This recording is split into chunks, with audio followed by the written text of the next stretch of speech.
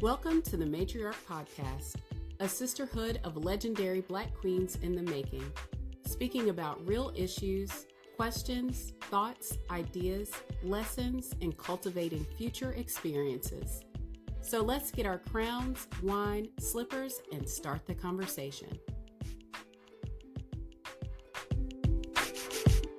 Today, we are talking to Kim Evans. She is here with Just Her Rideshare, which is an absolutely amazing rideshare company, putting women at the forefront, putting women first. And she absolutely has run this company from her heart and allowing us who ride in her vehicles and with Just Her Rideshare, just an opportunity to feel safe and a community. So without further ado, here is Kim. We are super excited to have you here with us, Kim, and just tell us a little bit about Just Her Rideshare and the history of how you got it started. Yeah. So, hey, Ashley, thank you so much for having me. I am so excited to be here with you today. And thank you so much for the work that you're doing and also for giving me this space and allowing me to share time and space with you. So I like to always start with who I am first and then what I do. I am a servant of others. I am a wife of almost 28 years. I'm a mom of 3 boys. I have one grandson. Yes, indeed. I am a 4th generation entrepreneur. I'm a small business owner. Over 3 decades. I'm a socially conscious entrepreneur, typically always driven by mission and impact. And I am the founder and CEO of my latest purpose, which is Just Her Rideshare, because it's not my first business. And so I've been in software sales, I've been in fashion. I also spent 21 years at the U.S. Postal Service. And when I left there for good, because I left once in 2006, and then I went back to fulfill a position. And when I left, I built my own call center around quality assurance and client support. So I have a lot of experience on customer success and the user experience side. But Just Her Rideshare is not something I dreamed at 12. And I didn't wake up a year or 4 years ago and say, hey, I'm going to start this rideshare for women. I was actually introduced to this space as a business opportunity. And I fell in love right away. It resonated because first I was the customer. I had never taken a ride share. I grew up stranger danger. And also I had some very tragic things that happened to a friend of mine that left me feeling very vulnerable and unsafe. We just happened to be out a weekend before. On Monday, she was standing at a bus stop waiting for her ride and was abducted and brutally murdered. They did not find her murderer for 12 years. And as a young woman, I did not want to live alone. I did not want to be alone. And so when the ride sharing industry became this huge phenomenon, it was not something I was eager to take part in. So I thought, wow, I'm my own customer. Let me dig a little deeper and see if there are other women who feel like they want to have options to choose how we experience riding with others. And so that's how Just Her Rideshare was birthed. Yes. Love it, love it, love it. One thing I love about you sharing that, and thank you for sharing that, I know that's very, very difficult, is that you put us at the forefront. And I say us as women. A lot of people don't realize the vulnerability women have, particularly Black women, but all women, in just going to the bus stop and just getting into a stranger's car. You know, I'm a child of the 80s and 90s, and getting into a stranger's car, we were always warned about, we were always talked about, we had a code word, all of the things and all of these perimeters that our parents cloaked us with were so very, and so the concept of hopping into a stranger's car or a taxi, you know, as we were growing up, those things were super, super important. And what I love about Just Her Rideshare is that not only is it, hey, we're safe here because we're, you know, same sex and things of that nature, but you're also providing community in itself that women just automatically or inherently understand, because we know what it is to be sort of in those, I don't want to say endangered spaces to scare anyone, but we are more aware. We're more socially aware, and we're more aware from a conscious standpoint, from a physical standpoint, when you see someone walking towards you that may be a potential threat. And inherently, that's just our humanity. That's the way God made us, and that's the way we operate, right? So I love that you guys have that community, and I would love to hear more about just how you guys are moving forward because you're taking on something that really isn't at the forefront of, let's say, dare I say, an Uber or a Lyft or a competitor, rather. And so I really want you to hone in not only for us as listeners to further understand the mission, but what's the main importance of having that community So, that you community provide? has always been important to me from day one. Once we realized that there was a potential market for this, so we did a lot of customer discovery. We launched during COVID, so we had some time to figure out if somebody not only really wanted this, because a lot of women said, "Oh, this is great, I really want this," but to make it a business, you have to be able to convert those customers that they're going to actually be users. But during our interviews, we found that there wasn't always about just the safety aspect of it, that it was about comfort. It was about who we feel most comfortable with, our peers. And then it was about community, even women who said that it didn't matter one way or another if their driver was a woman. They bought into the community aspect. They bought it because a lot of times when you're building community, you have a sense of empowerment and being able to have your own choices and who you want to get in the car with or who you want to get into your vehicle. It empowers us. And so when we entered the industry, it wasn't, oh, we're going to disrupt, even though I had never taken a ride share. In fact, I didn't take my first ride share alone until last year. I was working in Paris with a group of women in mobility, and we were doing research for the 2024 Olympics that Paris just hosted, so that we could present to LA County how we see mobility and the movement of people during the games in our 2028 Olympics that's coming up, that'll be hosted in LA County. So I knew that I had my own issues, my own fears about this industry, but our goal was not to go in and sort of disrupt it. I thought Uber and Lyft, though they had their problems and their issues and they weren't really delivering the way we felt about safety, the disruption of what they were able to do changed the dynamic of how we see shared mobility and getting into strangers' vehicles and things like that. But I knew that it was more than just getting into a stranger's car. I knew what the statistics were saying. I knew that there were horrific stories that were happening, from serious sexual crimes to even murder. And so our goal was to be able to go into an industry and offer a better alternative that would give women. A lot of times we don't necessarily say safer, because there are some women who lure other women into prostitution and sex trafficking. And there are some women who are a danger to other women as well. Not statistically, but it does happen. We are less likely to perpetrate crimes against each other, but we can't be too careful. But what we do offer is safety, and we do offer comfort, and we do offer empowerment. And the bigger part of what we do is we offer a sense of community. And I think that's the sweet spot for us, is that we're not just building, to be a unicorn or building to disrupt an Uber or Lyft, but we're building with community in mind. And so we've always done that from day one. I will say this one more thing, Ashley.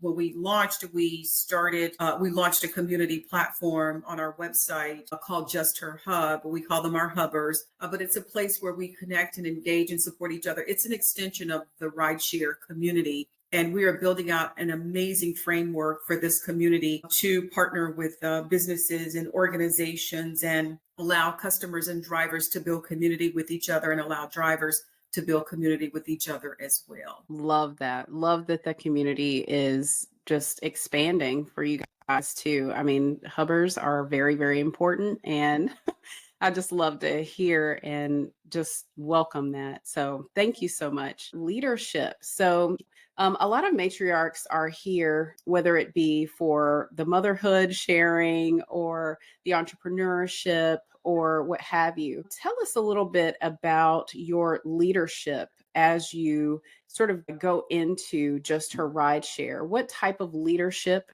do you showcase? And what have you seen that's been successful here, that you may have used in the past, or something you would put your foot on the gas moving forward? Yeah, so I'm evolving as a leader. I always often tell my team, I feel like I'm a great leader, but I feel like I'm an even better follower, which means that I can lead and I can serve as well. And when I say I'm a better follower, that comes from a sense of humility because I'm evolving, because I know that I'm not always there. And I often give my team the floor, who may have better expertise, better knowledge, better understanding in things that I don't know. And I give them the space to grow and shine and evolve. And I hope that I do a pretty good job at pushing them to do that. But I've always been, I think I'm a leader by nature. I've always been the one who, when we were in school, I would always sit at the front of the class, and I would always be the one to raise my hand because I always had questions. And so, but as a young woman, and you go through these years of trying to figure yourself out, you realize, am I just doing that because I want to be seen, or is that really an innate part of who I am? And I discovered that it's just who I am. Like, I love pulling people together. I recently, a couple of days ago, did the Clifton Strength Test, the Gallup, for a conference that I'm going to be speaking at next week, well, in a couple of weeks. And and I was really pleased with the results because part of it was that I exemplified great leadership, but also there was a sense of humility there as well, meaning that I can lead and I can follow. I would say probably the biggest lesson that I've learned in leadership, for one, I don't know it all. I'm good at some things, but I'm not good at everything. And also just be willing to adapt. Adaptability has been a big learning curve for me because initially I didn't adapt to change very well. Like, I'm very strategic and I like to see things done a certain way. Not a perfectionist. Well, maybe a little bit. I will say, That's okay. but I'm learning, and I'm also learning as a woman.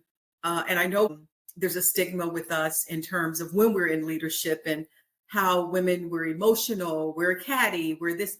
I've really had to learn how to take some of the emotion out of it. My husband has helped me there a lot because I'm an emotional person just by nature. And so I've been forced to look at things from a practical standpoint, take emotion out, and make tough decisions. I remember one of our team members was struggling. Well, I think it was more me, the struggle, when I look back, because I was the one that made the adjustment. A lot of times as leaders, when we put people in positions to perform and they don't perform and we're disappointing, a lot of times disappointment comes from the level of expectation not being met, right? So you have this expectation of people, they don't meet it and you're disappointed. But somebody said something to me very powerful. He said, sometimes you can change systems and not change people, right? Because people are who they are. But if you are willing and open to really add value to someone's life as a leader or someone on your team, consider your systems and processes. I know we put them in place. We want to run our companies a certain way, but sometimes if you adjust and shift, because you may have the wrong person in the wrong position. And if you make that system change and then they don't perform, then there's accountability. But instead of saying, you're going to do it this way, or I expect this out of you, a lot of times if you shift your system, let's try this and see if that will help you to produce more. And I found we did that with one of our team members, and I found that she was operating in the wrong place. We put her in another place and she excelled. And she did very well. So I was expecting her to perform. So I think adaptability and change as a leader, you have to be willing to shift. So that was a big lesson for me. And to look at people as not having people who say, oh, well, they're just lazy, want to work. That's not always the case. Now, sometimes there is a slowful behavior and you have to address those. But for the most part, make sure that you're open enough to adjust in case your team is not operating to their full capacity in whatever position you have them. So, and that's hard to make those decisions, but you have to be able to see that. Yeah. Amen to that. I love the fact, well, you listed a couple of things. One of them I was going to get to, which is adaptability just within the climate that we have. But a couple of things that you had mentioned were basically saying, okay, well, once I look at this system, right, from a strategic perspective, and making sure that it works, right? Because you always have to have proof of concept when you're in business. You've got the business plan, you've got the strategic plan of how you're going to have from infancy to go to market strategy and things of that nature. And that's mainly the focus or the hat that you wear as a CEO or a founder, right? But I love the fact that you pivoted to adaptability, whether it be in your people or whether it be in your product. Those are really significant things that we have to consider. I was going to push into AI, but since you mentioned adaptability and adaptability in people, we've heard so much over the years, and we have changed so much in what we see as far as how we provide people careers, jobs, and how they progress, right? And so I think that it's really important that we allow for that adaptability, not only from a people perspective, but also from a business lens in being able to shift. It is more important than ever for CEOs, founders to be able to adapt because we always have these tools and resources, and technology has really catapulted us into a what some would call a frenzy, or they feel like they're being replaced with AI and tools and things of that nature. But they are just that. They are tools. And at the control board, you have a person that gives these commands and says what the AI does and what it doesn't do, right? And understanding that these are tools and your person is a tool in your business as well. And I think once we start to look at not only technology in that way, but people in that way and start to allow for that fluidity, Mhm. it's going to be so, so crucial to the success of the business, including the golden handcuffs, of course. There are Seth Godin and a lot of other marketers and HR people that say, okay, we also need to create golden handcuffs. However, I think as we start to transition into, we're going from Gen Xers, boomers are still there too. Gen Xers, we have millennials, and we have Gen Zers that are all within the construct of business right now. And I think the idea to link all of those will give you the success in your business and with your people. So I love the fact that you are talking about adaptability in this way, not only with the businesses that you've had prior to or the lessons that you've learned, but particularly with Just Her Rideshare, because rideshare, as you know, is $1 billion industry and Mhm. continues to be so. But how do you view how you will adjust or adapt, not only with your people, but also your product? Yeah. So when I think about what we do, because we are, again, we never set out to be a disruptor. And I know that that's what everyone wants in a new business. They want the next unicorn. Well, unicorns are fairy tales. And I think that there are opportunities to build amazing businesses where you don't have to be put in a category where there's only one Uber or Lyft or Apple or Google, that there are hundreds, thousands of successful businesses that do really well. They may not be ranked number one, but they could be number two or number three or number four, but they're doing amazing work. I see us leading the way because of our approach to this industry. First of all, when we think of ride sharing, ride hauling, we don't look at it as just a ride to the airport or for someone who can afford a 25 or 40 or $60 trip. There are so many issues around the lack of mobility, around the movement of people. Many companies, organizations, nonprofits have one commonality when they're trying to support communities, and that is the lack of transportation, whether it is a youth program, whether it is a woman going through transitional housing, whether it is a woman who has just given birth and having postpartum and needs to get to counseling sessions and only has public transportation. I mean, imagine having to get on a city bus and travel an hour when you're dealing with postpartum depression to get to your counselor. So there are many needs around mobility. And so while the larger industry leaders are focused on autonomous vehicles and acquiring other great companies, which I'm not opposed to it. I think, we need it. I think it's coming. Years ago we said we never get into strangers' cars, and now we are. And there are some who says, "Oh, I'm never going to get in a driverless car." And probably in the next 5 or 10 years, some will be doing that.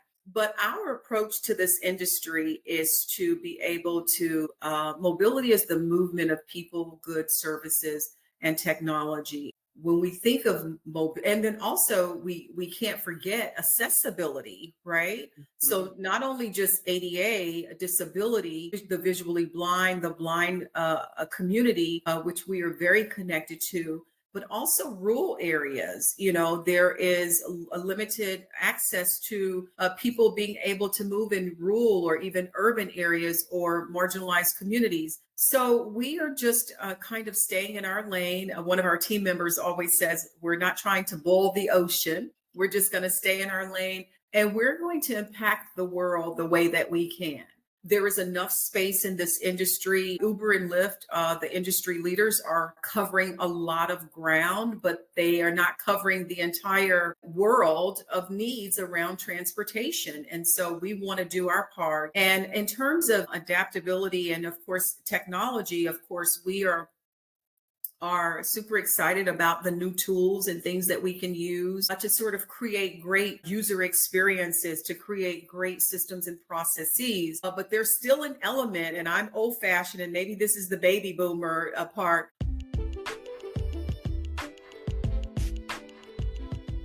Like what you're hearing from the Matriarch Podcast? Guess what? There's more. So make sure you check it out on matriarchmom.com. We have a place for you to join our sisterhood and to be a part of something great. I'm still old fashioned that says there is still a human connectivity that you cannot replace. Amen. I was sharing with our team yesterday, our CFO and our CRO, we were talking about sort of incorporating some new technology things to help us do a better job with our onboarding system, make it a better user experience. And I said one of the key hires that I was looking for was a driver success manager, just like a customer success manager, because in our industry, both of them matter, right? 100%. Equally. If we don't have the drivers, we can't move the customers. If we don't have the customers, the drivers don't have potential revenue. And so from start to finish, my goal has been, I want to know about you.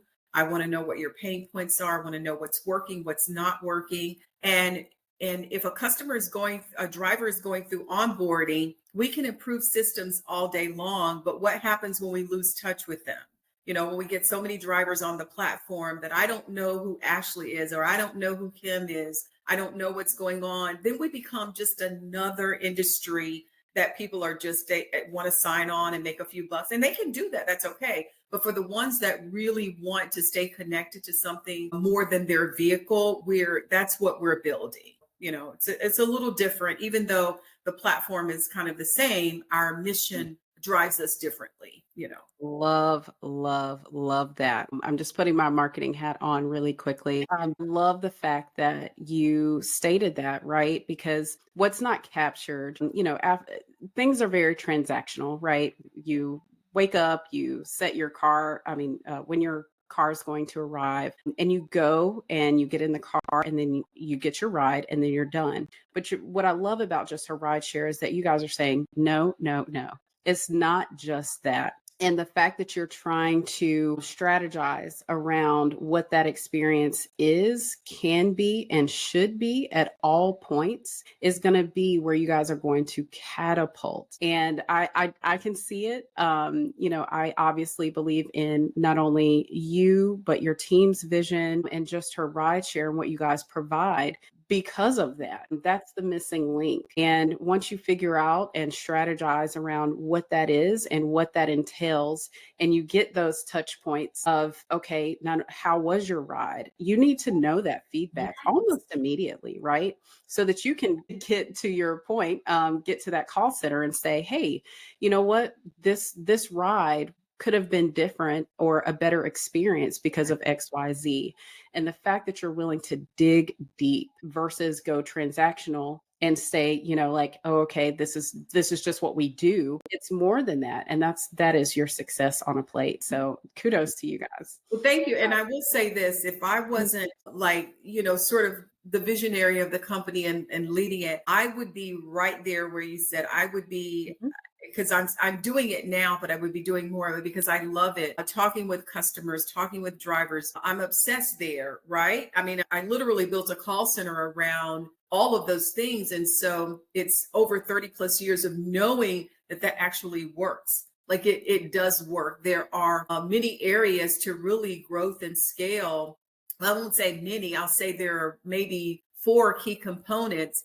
And I Mhm. know sort of acquisition, sort of conversion, but there's also a thing as ascension, customer ascension. Like, Yes. if you're taking a ride one day, I want to know why you're not taking it 3 days or 4 days. Yeah. And I think if we can get those things and know our customers, like we really have to know our customers. See, you're a Yes. marketer, so you're an expert there. So I'm with you. The importance of that is if you don't understand that, then it's very likely your business is going to survive or be successful. Yes, absolutely. And that just to drive home, and I know I could talk about this forever, but I just want to hone in a little bit more on this because segmentation matters, right? So as you have your groups and you have, let's say your communication hub, right? That you guys have. What's important about that is driving down into the segmentation of, is this a mom? Because that matters, right? Is this a married mom or a single mom? Are her kids of a certain age where they can get a Just Her Rideshare and have,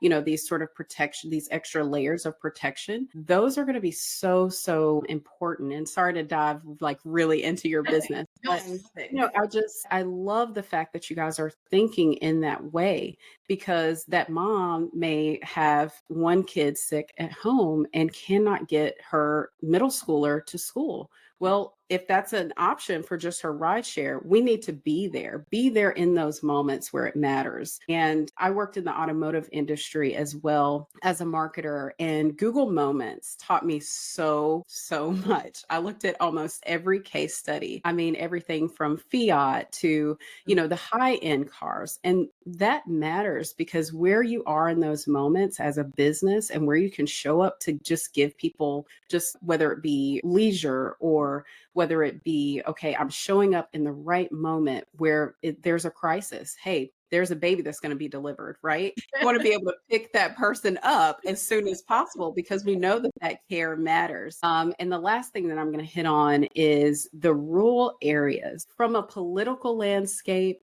from a healthcare landscape, people in rural areas feel forgotten. And we are seeing that in every way. If you go to the hospital, if you go to the polls to vote, if you look at the candidates that we cannot let half of our country, just because they live in rural areas and do not have access, be forgotten. And I just want to say that here, not only on this platform, I hope other people are listening to this as well. That's why we are here. And it is so important that we know that people are out there like Just Her Rideshare that keep them at the top of their minds. So Absolutely. thank you, thank you. Yeah, absolutely. We have to realize that it is our duty, it is our civic duty, it is our human duty to make sure that everyone has an opportunity, an equal opportunity. And you're right, a lot of the rural areas, I mean, and I found this out the other day, which was just shocking to me, that they're actually closing hospitals in rural areas. To me, that is like the worst thing to hear. Like, what are we doing here? Like Mhm. making sure that we have things like high speed internet, fiber optics and things like that that help people get on the internet, because we know that if people could at least get on the internet, there are so many different online jobs, remote jobs, and education and all of these things. And we cannot forget about that. We're in the mobility space. It is a huge issue. And again, our goal is to figure out solutions, workforce initiatives. How are we going to get people to work? There is an organization right now that we are considering partnering with that has an amazing, amazing tech hub for youth. I mean, I was literally blown away. I mean, they've got the backing of some high companies, high names, Google, Apple, and all, and they have a transportation, they all of this here, from 3D printing to architectural to photography to videography, and you can't get the youth to the program because of transportation. That's a problem there. So Yes. yeah, so we're gonna do our part. And that's why we always like to say, we're more than a ride share or we're more than a ride to the airport. We are a community and we have to be able to solve community problems. So Amen to that. Completely second that. And I love the fact that you are highlighting a youth program. I actually did some marketing for a youth program nonprofit, and they were educating children. They were basically, whether it was JavaScript or coding, gaming, and they used to meet at McDonald's because that was the closest sort of place for them to gather, have Wi Fi internet, and for them to basically teach the children that were in those rural areas. mhm. So I commend you for the community outreach that you are doing with all youth. And I just love it. Thank you. There's something to be said about a Black woman taking on a rideshare space. I know it is multi-layered, but I want to go there. Kim, I hold you in high regard because just being in that space is difficult, right? First of all, being a Black woman and then saying, give me your money, right? So we know you just finished your road show. So tell us a little bit about what that experience is and what the landscape of fundraising looks like right now. Yeah. So I will say this. This is my first experience raising capital. Again, I talked earlier about my experience in the business world as an entrepreneur, but they were very small businesses managed by very small teams. And my husband and I were always able to bootstrap our own businesses. So I'd never raised capital. I'd heard the horror stories, but I never knew what it was really like until I actually started doing it. It has been the hardest thing I've done business wise in my business career.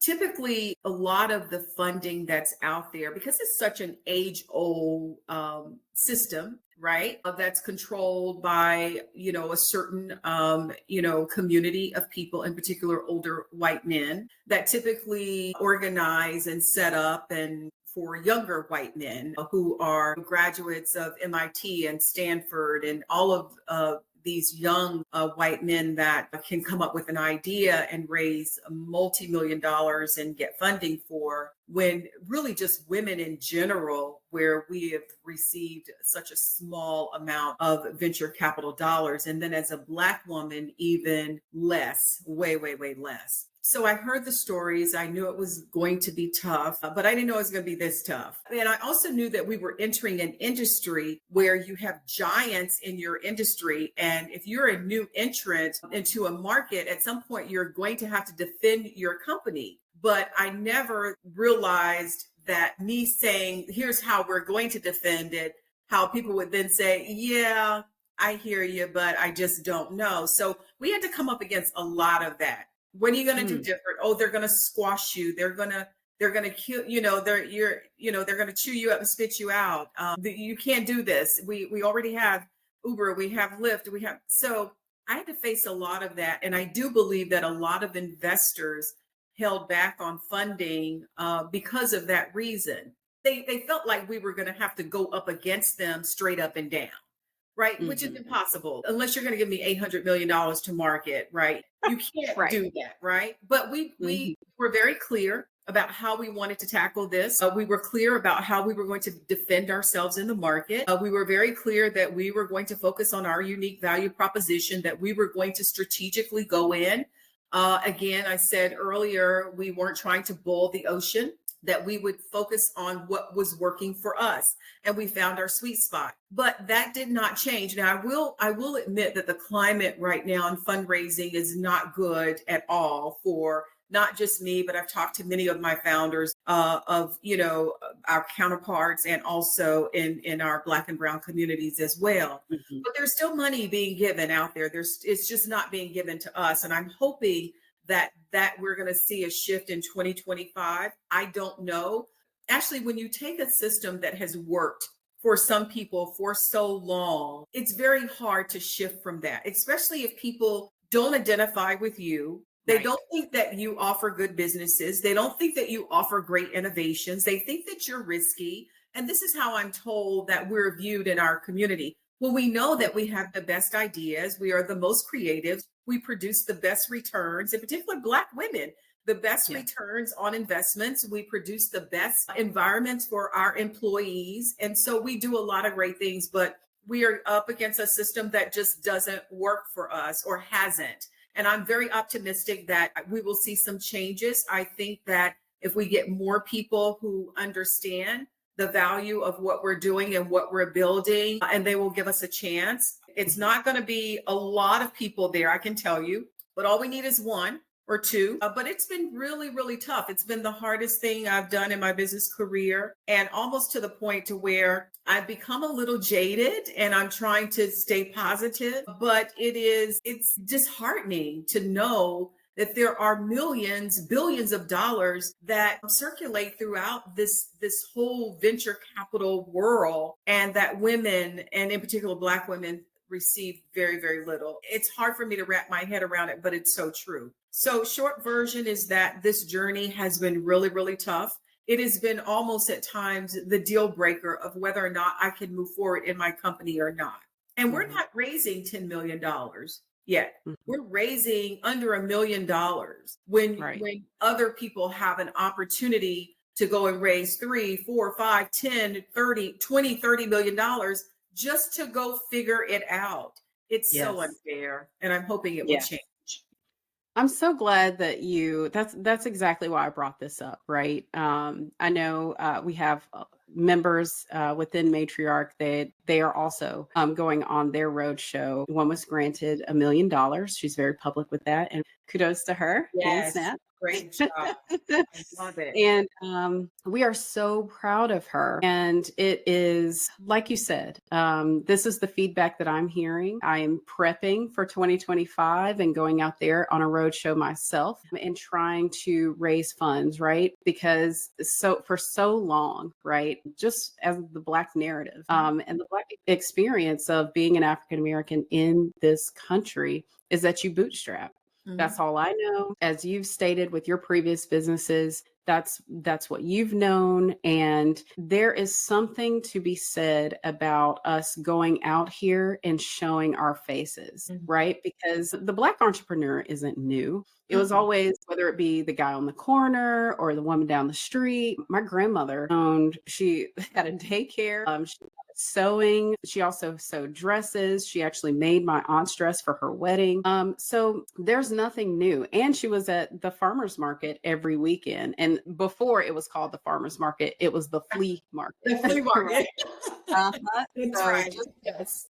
as we talk about class and evolution in the things that are sort of different but still the same, I think that it is very important for us to highlight what that experience is. But let us not be afraid. Us going out there, them seeing our faces more often than not gives us power. It gives us a space in the room. It gives us our voice to be able to speak. And whether or not they say yes or no, there is power in you showing up. So I think Just Her Rideshare and you specifically for going through, thriving, and running through those tunnels Mhm. that we all hope to do in some way, shape, or form. And so I just thank you and I commend you for doing it and not Thank giving you. up. Thank As we know, you. the entrepreneurship journey is just so long, so hard Hey, you see sometimes. these gray hairs in my head, oh, honey. Boy, when I tell Oh you. man, I know, I know. So thank you for sharing that. Also, last but not least, we always like to get to know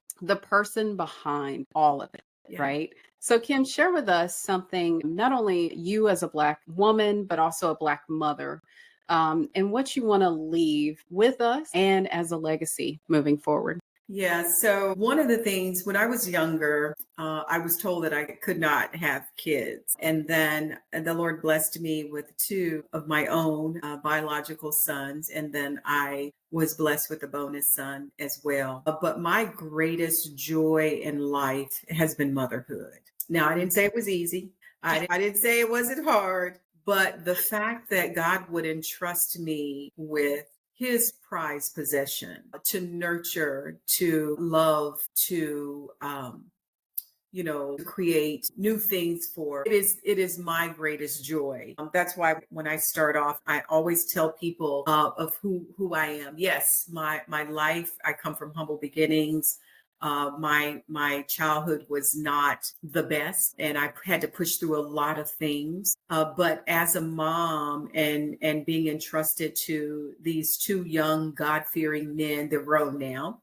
My youngest is 22, and my middle son is 26. Momhood for me was the best part of who I am because it was the biggest sacrifice that I gave, not only to birthing my sons, to nursing my sons, which was the greatest experience that I had. Well, the first one was. The second one, I really wanted to give up. He did not do very well those 13 months. But anyway, just that entire experience from birthing them to nursing them to, spending time with them and praying at night and raising them to fear God, to love others. That's been the greatest accomplishment.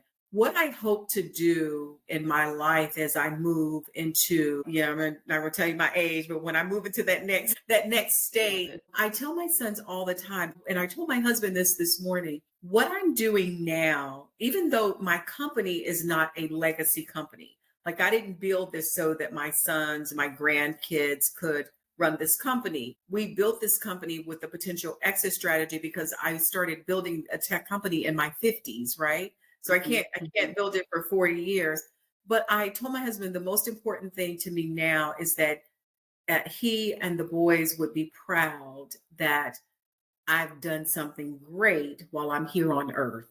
So when I'm gone, they could say, Mom did something really great. And I wanted that to really mean something to them. And my husband was like, oh, honey, we're so proud of you. He was like, your parents would be proud of you. Your grandparents would be proud of you because we've come so much further than they did. Absolutely. But that is all that's important to me. If we never reach unicorn, if we never hit $1 billion, I want them to say, Mom did something good. And doing good for me means that I have impacted my community and my world. And so motherhood has been for me. And then what building this company, what it means as a mom to be able to leave my sons the legacy that my mother strived to do good in the world.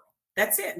That's enough for me. I love that. And that Now, resonates. if I could get a couple of vacations out of it, I'll be okay with that. Yes, yes. I love that. Oh my goodness. I'm with you with that because I think about the legacy that my grandmothers have left with me and what I can give to my girls, right? And I just commend you for saying that because I feel like it's oftentimes lost. I recently watched the Martha Stewart. I love to watch documentaries, whether it's Martha Stewart, the founder, how McDonald's got started, all of the above, right? But what I love about what you're saying is that it's not just a building with golden arches that you're leaving. It's not just whether it be Martha Stewart living channels or what have you. You are truly leaving legacy with your children. You're leaving experiences. You are leaving them better than when you came. And that legacy will catapult them even further than you could imagine. Because I've experienced that just on the receiving end, and I'm looking to give in this phase of life as I'm 40. And just going into what it is we could be leaving as a legacy is so, so important. So thank you for sharing that. Thank you for giving those that may not have seen that as a vision and option, because that's so important for us to share. And thank you for coming into this safe space, which we will be sharing publicly, but sometimes it's important for us to get that public awareness and that public view of what our safe spaces look like and what we are thriving to be and move towards as we continue to build our legacy, quote unquote. So thank you so very much for sharing. Thank you so much for just all that you do with Just Her Rideshare community. You are pouring into us, and we thank you here at Matriarch so very much. Thank you, Ashley. Thank you so much for having me. You know how you meet people and you just have this instant, connection with them. That's how I felt about you. Little did we know we were already serving together in the same space with one of the nonprofit orgs that we support. But just to find out your journey and what you're doing for Black moms and your mission and your vision, and then to learn so much more about your expertise in marketing and all of that. I am super excited to see what God is going to do through you and through this beautiful platform, Matriarch. And I want you to know that we are here to support you any way that we can, to build community with you. And, whatever you need, I got you, girl. So we will figure this thing out together. So. Amen. And that works both ways without saying, but I'm saying it. It Yeah. definitely works both ways. I really appreciate you. And we thank you so much for being on the Matriarch podcast. Thank you. Oh, thank you for having me. I'm honored to be here with you. Anytime.